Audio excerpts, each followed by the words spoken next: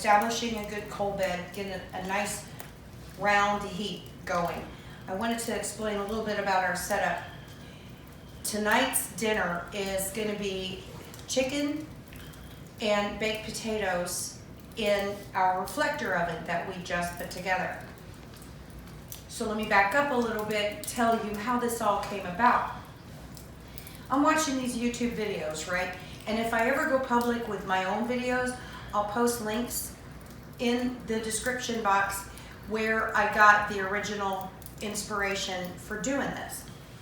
So I'm seeing these people and they've got like the hooks that swing, they call it a crane, and it swings in and out of the fireplace. And so I called my fireplace people and they said, no, you need to do that when the fireplace is built because you have to have the proper supports. So I'm like, well, all right, so I can't do that. Well, my good old Morris Engineering took over. What I've got is this pole. This is a fence pole that we've had ever since we've lived here. We took the fence down and we saved this piece of pole. What I used it for originally, I would hang laundry here. Not tonight. Tonight, I'm gonna hang a chicken on there. And what I'm gonna hang it in front of is this reflector oven. These little dudes are so cool. You can do anything with them, but they're like $300 to $500 unless you look on YouTube. We found this guy, he made this. This is all cookie sheets. And we put this thing together last night. So it's 5 cookie sheets with 8 wing nuts and bolts put together. And we can talk about that later. But this is gonna sit in front of here. The chicken will hang, the potatoes will sit here. So let's let the fire do what it's gonna do.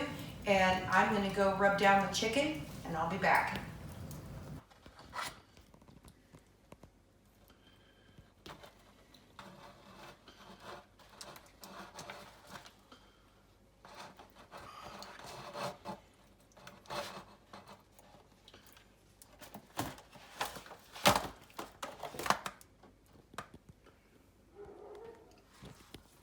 All right, so what I did was seasoned up the bird, got it hanging in front of the fire. See my ingenious little string and spit thing? Like, I can't even believe it worked out as well as it did. So we'll just twirl it every so often.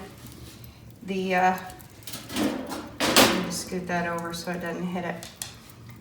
Maybe I'll move it. Can't move it. Well, this is a work in progress. We'll see what happens. See, it'll twirl with the heat from the fire, the reflection from the oven, and it'll hopefully cook before one of the dogs steals it. Let's see how we do.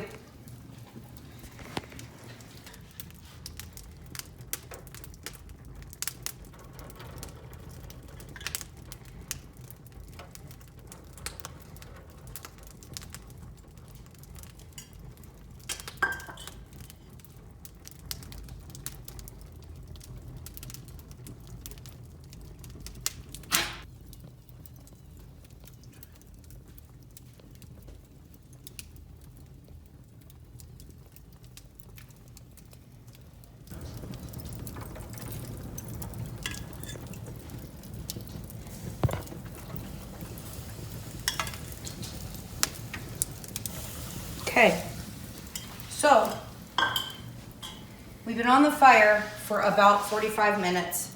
I put the potatoes in about maybe 10 minutes ago. It's hotter than Hades in here, but the temperature of the chicken is not coming up like everybody is on YouTube. Let me just say that. So I don't know what we're going to end up with here. It could be like 2 o'clock in the morning before we can eat this thing, or I might get frustrated and just throw it in the oven. I don't know, but I mean, I'm basting, we're stoking the fire. We're just sort of waiting. Check in later. All right. So, executive decision. It's been like, I don't know, more than an hour and a half. This bird is just not getting as done and as hot and cooking to the temperature that it's safe. So I'm moving it. I am moving it into the oven. I've thrown the potatoes into the fire, wrapped in foil. So we're gonna play it like that because Mommy ain't playing no more. I'm hungry and we're just gonna do this. So we'll see. Check back in a minute. So the executive decision was made. We took the bird off the strings. You know, if it could get close enough to the heat, that'd be great. The strings performed admirably. I will give them that. It just couldn't get close enough to the fire because of the way we're set up. So we took it, put it in here. I wrapped the potatoes in foil, threw them straight into the coals. So now you can hear sizzling. Now you can smell chicken. Waiting an hour and a half, I think, was fair. So now we're cooking. Let's see what happens. All right, time to turn everything. I'm doing this in 10-minute intervals. First thing I'm gonna do is turn the potatoes.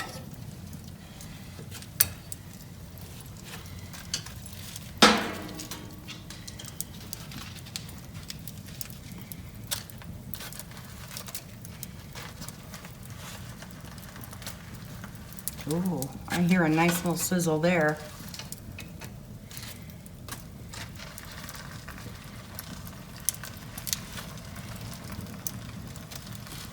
I don't want them to scorch, so I'll just try to move them up a little bit.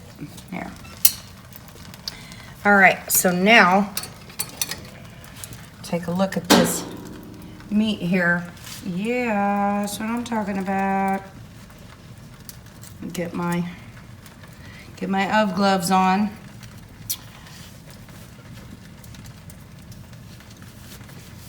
And we'll just turn her around. Pardon my back. So we're gonna flip her over. And turn her around. Throw a little bit of baste. Oh, hot. It's hot.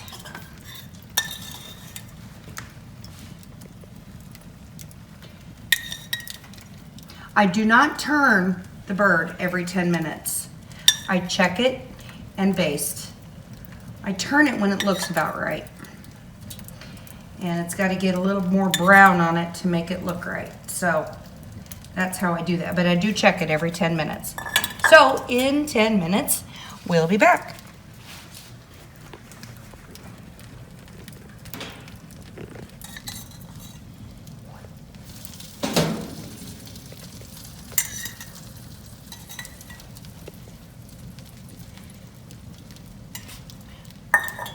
I'm also gonna grab the potatoes because I think, we're gonna test them. Let's see if they squish.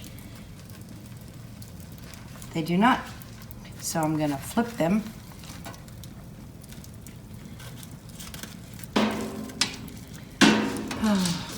Apparently not easily. Come on, go.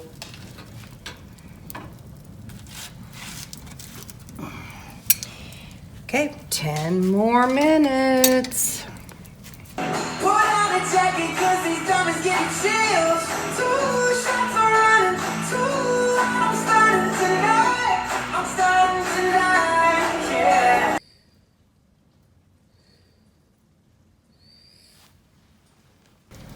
I can't believe this escaped me. It's time. This gives me the opportunity to flip everybody the bird. Watch.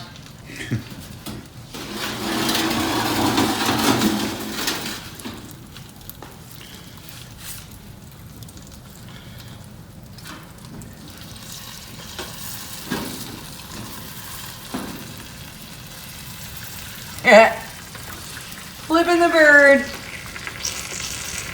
164, baby. Almost there.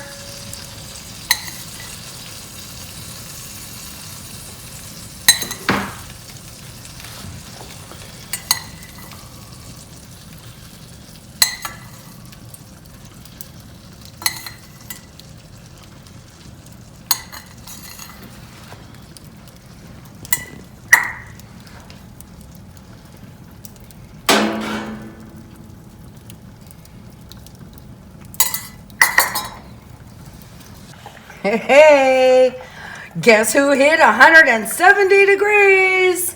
We're gonna call it dinner. Finally, only took 3 hours. We're gonna go carve. Check it.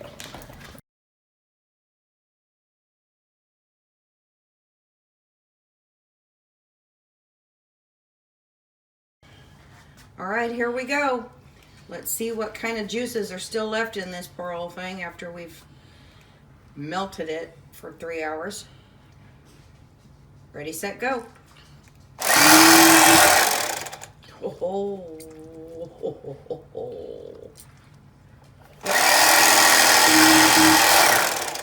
Look at that. Wow. Don't you love an electric knife? Okay, we're gonna plate it and then we'll be back. Okay, just side note, gotta show this. We lifted up the leg and the thigh to cut it off. Look at that. Bone came out clean.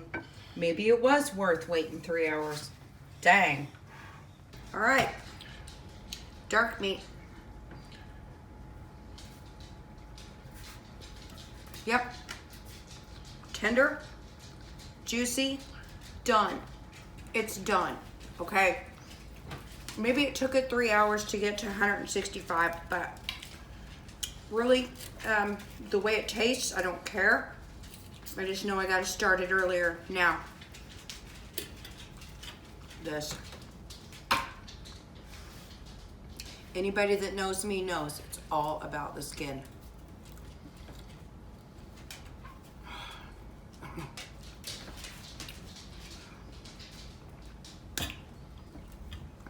Okay, I need to teach all of you how to do this.